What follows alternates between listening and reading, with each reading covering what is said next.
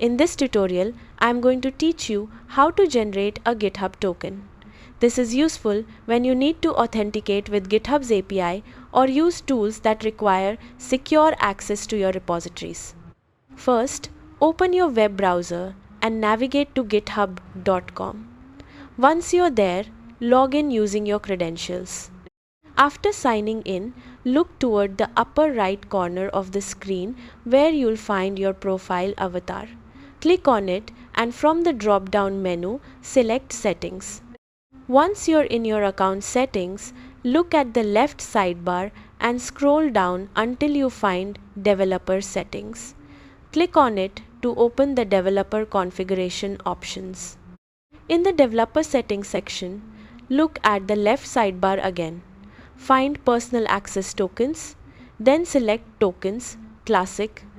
You'll now see your existing tokens and options for creating a new one. Click Generate New Token, then select Generate New Token, Classic. This will take you to the token creation page. At the top, you'll see a note field. Enter a descriptive name for your token so you can easily remember what it's being used for. Next, find the expiration option and choose how long you want the token to remain active.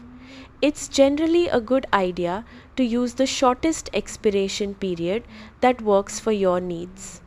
After that, scroll down and review the available permissions. Select only the scopes that your application or tool actually requires.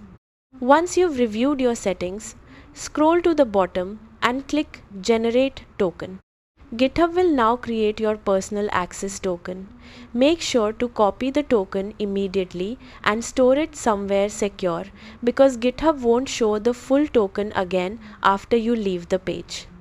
Never share your token publicly or commit it directly into a repository. Treat it like a password and keep it secure. And that's it. You've successfully generated a GitHub Personal Access token that you can use for authentication and programmatic access to GitHub. If you found this video helpful, please leave a like, subscribe, and see you in the next.